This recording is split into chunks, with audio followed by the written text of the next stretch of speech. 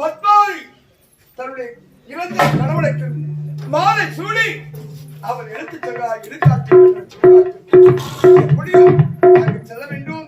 அங்கு என்ன நடக்கிறது பார்த்து வருகிறேன். நாரா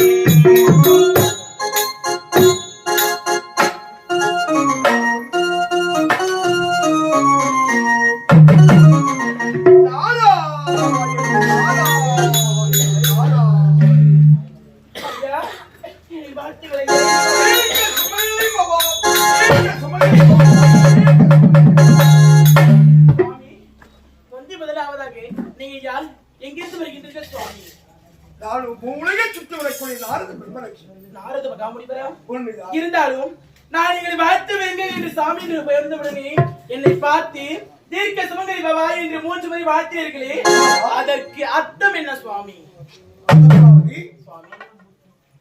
தத்திய கடவுள் எல்லாரின் வாழ்க்கையில் ஈடுபட்டு மஞ்சள் குங்குமத்தோடு நீடுடி காலம் வாழ்க்கை, அதற்காக தான் தீர்க்க சுமங்கலி பவாய் என்று சுமங்கலி பவாய் என்ற வார்த்தைக்கு தொட்டு தாலி கட்டி கணவுடன் மஞ்சள் குங்கும மாங்கல்யத்துடன் சுகமாக வாழ வேண்டும் என்று அர்த்தம். என்னை பார்த்து வாழ்த்தீர்கள் அல்லவா? ஆனால் நான் எப்பேற்பட்ட நிலைமையில் இருக்கின்றேன் தெரியுமா? என்னுடைய கனவு யார் என்று தெரியுமா? சரியா சச்சிக்கு பாருங்க சுவாமி.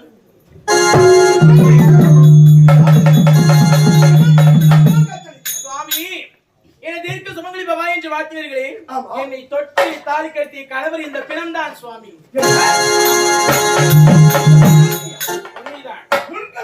என் கணவர் தான். நாராயணா கோவிந்தா பரந்தாமா தெரியாமல் தீர்க்க சுமங்கலி பவாய் என்று வாழ்த்து விட்டீர்களே. இருந்தாலும் தீர்க்க சுமங்கலி என்று வாழ்த்து விட்டால் என்னுடைய கணவர் இங்கே இருந்திருக்கிறார் பிணமாகி, அவருக்கு சற்று உயிரை கொடுத்து விட்டு இங்கிருந்து செல்லலாம் சுவாமி.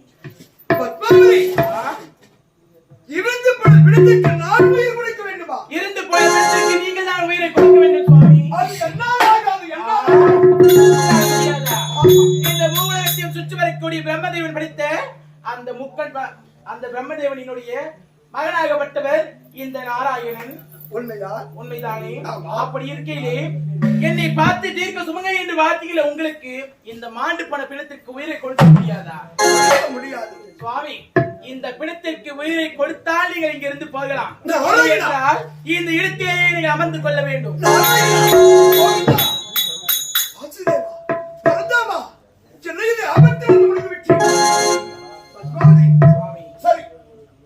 இதற்கு ஒரு வழி சொல்கிறேன்.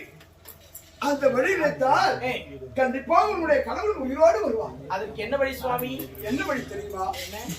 இப்பொழுது வைகுந்தர் வாசல் நினைத்து மந்திர உபயோகம் செய்தால் கண்டிப்பாக ஆண்டவன் வருவார்.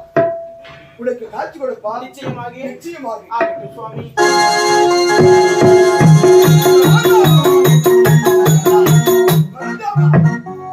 உன்னுடைய விளையாட்டுதானா?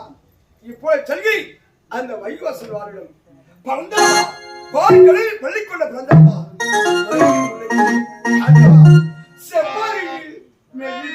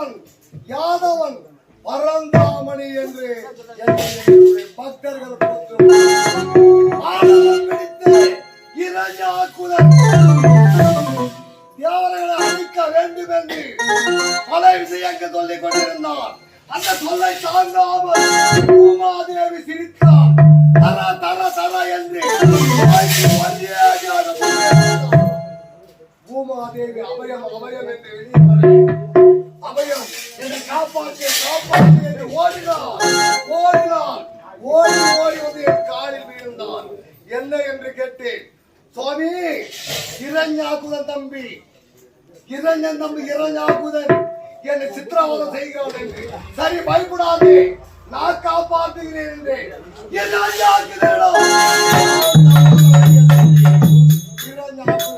சம்மானம் செய்ய முடியாமல் நரகத்தால் கோட்டை கட்டி அந்த கோட்டையில் புகுந்து விட்டார். பன்றி அவதார் நரக பன்றி அவதாரம் எடுத்து அந்த கோட்டைக்குள் புகுந்து காலும் கையும் கிழித்து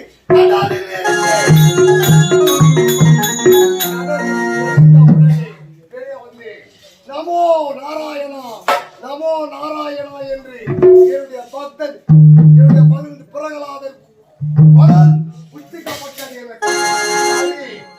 எனக்கு நமோ நாராயண நாராயண என்று பிறகளாதன் என்னையே நாமிக்கிறார் என்று தலையா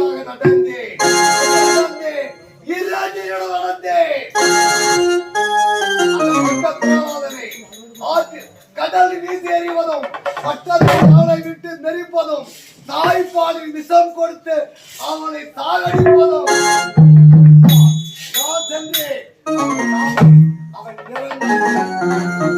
பிரகலாதம் நமோ நாராயணா நாராயணா நாராயணன் என்கிறாரே அந்த நாராயணன் எங்க இருக்கிறான்? அந்த பிரகலாதன் அந்த நாராயணன் தூணிலும் இருக்கிறான் துரும்பிலும் இருக்கிறான் என்றான். தூணில் இருப்பான் துரும்பில் இருப்பான் என்கிறார். இந்த தூணில் இருப்பான் என்றான்.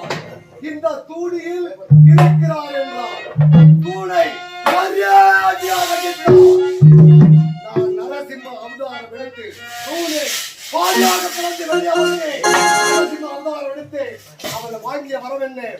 ஒரு சொட்டு அவன் உயிர பூமியில் விழுந்தால் 1000 இளைஞன் பிறப்பான் என்று அவனுடைய வரம். அப்படி அவனை பூமியில் விடாமல்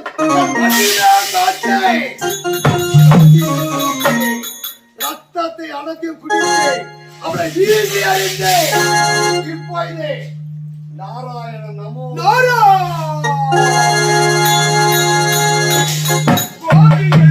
கொஞ்சம்